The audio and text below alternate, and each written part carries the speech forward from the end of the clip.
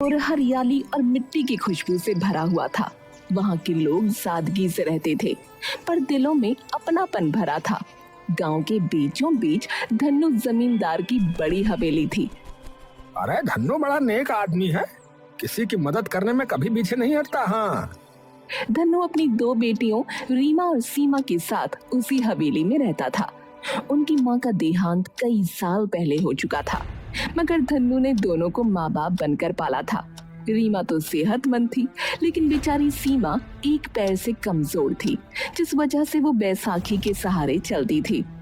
बाबूजी, आज धूप कितनी तेज है, आंगन में बैठना मुश्किल हो रहा है। पर बाबूजी का हुक्का तो आंगन में ही चलता है। धन्नू खटिया पर बैठा हुक्का गुड़गुड़ा रहा था। दोनों बेटियां उसके पास आकर बैठी। बाबूजी, हम आपसे एक जरूरी बात करना चाहते हैं। कहो बिटिया, क्या बात है? हम दोनों शहर जाकर पढ़ाई करना चाहते हैं। शहर? और वो भी अकेले? जी हाँ, वहाँ कॉलेज है, अच्छे मास्टर हैं, हमें भी आगे बढ़ना है। तुम्हारी अम्मा अगर होती तो ये सुनकर घबरा जाती। बेटियों को अकेले शहर भेज दूं, ये नहीं हो सकता। दोनों बहनों ने एक दूसरे को देखा। उनके चेहरे पर जिद और निराशा दोनों झलक रही थीं। लेकिन बाबूजी, जमाना बदल चुका है। अरे बस, जो करना है यहीं गांव में रहकर करो। पर कुछ नहीं, मैं ये कहना नहीं चाहता था, लेकिन बेटी, तेरा एक पैर खराब है, मैं तुझे पराए शहर किसी हाल में नहीं भेजूंगा। दोनों बहनें उदास हो गईं। उसी गांव में रांझा नाम का एक नौजवान रहता था। उसके साथ उसकी पत्नी हीर थी। रांझा, तुम सच में मुझसे इतना प्यार करते हो? हाँ, इतना कि सांस रुक जाए, मगर तेरा नाम मेरी जुबान से न रुके। वाह, तुम तो आज बड़े शायर बने हो। शायर नहीं, तुम्हारा दीवाना हूँ, दीवाना। मैं वादा करता हूँ तुम्हें सब कुछ दिलाऊंगा, कभी उदास नहीं होने दूंगा। तभी एक कबाड़ी टोकरी उठाए उनकी ओर आया। कबाड़ी वाले लोहा लक्कड़ दे दिया, पुरानी चीजें दे दिया। अरे भाई, हमारे पास कबाड़ नहीं है, निकलो अभी यहाँ से। ठहरो रांझा, ये क्या खूबसूरत सा चिराग है। हीर की नजर कबाड़ी की टोकरी में रखे पुराने मगर चमकते हुए चिराग पर अटक गई। ये चिराग कितने का दोगे? भैया, ये 100 रुपए का लग जाएगा। हीर, ये बेकार की चीज है, न काम की न दाम की। नहीं, मुझे चाहिए। अच्छा, दे दो। ये हुई ना बात। चलो साहब, आपके लिए खुशकिस्मती का चिराग। ये लो 100 रुपए। हीर खुशी से खिल उठी।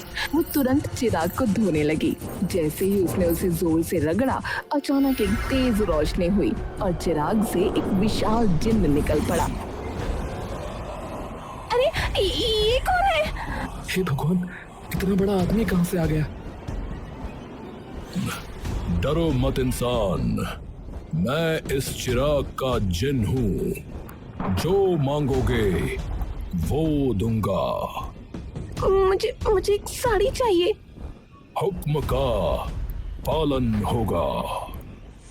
जिन्न ने हाथ घुमाया और तुरंत एक चमकदार साड़ी प्रकट हो गई। हीर की आंखें चमक उठी। देखो रांझा, ये तो जादू है। सचमुच हमारी किस्मत खुल गई है। जिन्न भाई, हमें तरह तरह के पकवान चाहिए।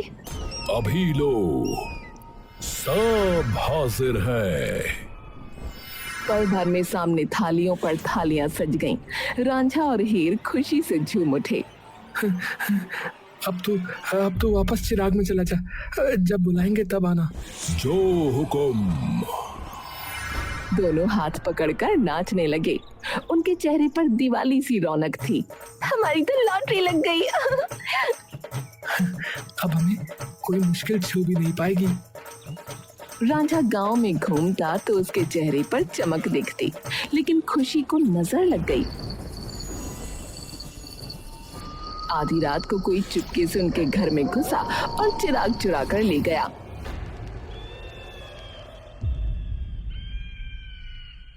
रांझा, चिराग कहाँ हे राम, ये तो गायब है। किसने ले लिया? हमारी सारी खुशियां चली गई, अब क्या होगा?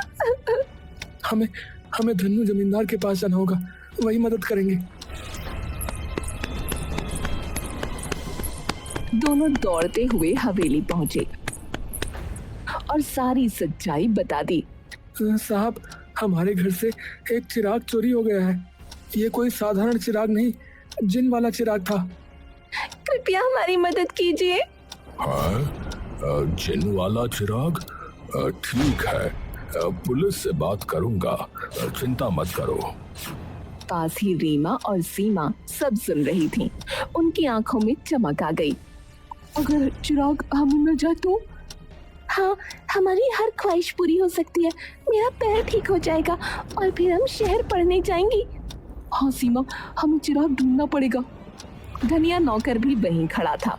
उसके मन में भी वही लालच पलने लगा और देखते ही देखते ये खबर पूरे गांव में फैल गई। भैया, अगर वो चिराग हमें भी मिल जाए भैया, तो हम भी राजा बन जाए। नहीं, मैं तो बहुत कुछ मांग लूंगा भैया उससे। हाँ, गाड़ी भर के, ट्रक भर के मांगूंगा भैया उससे। हाँ। इधर दोनों बहनें चिराग ढूंढने निकल पड़ी। रास्ते में गांव के सुनसान कोने की ओर बढ़ी। देखो सीमा, उधर वो खंडर है। वहाँ कोई जाता ही नहीं है। लेकिन सुनो, ये कैसी हंसी की आवाज है? खंडहर से डरावनी हंसी गूंज रही थी। दोनों सहम गईं। कहीं ये चिन्ह तो नहीं? चलो अंदर चलकर देखते हैं। रीमा और सीमा धीरे धीरे डरते डरते खंडहर के अंदर पहुंची। टूटी दीवारें, मकड़ी के जाले और हवा की सिसकियां पूरे माहौल को डरावना बना रही थीं। सीमा, मुझे डर लग रहा है, चल वापस चलते हैं। नहीं रीमा, अब पीछे हटना नहीं है, हमें सच्चाई जाननी होगी। पर अगर सच जानकर ही मर गए तो? और अगर ये जिन्न हमारे काबू में आ गया तो? सोच, हमारी चांदी चांदी हो जाएगी। इसी लालच के साथ रीमा रुक गई। तभी अचानक अंधेरे से जिन्न प्रकट हुआ। उसका कद आकाश छू रहा था।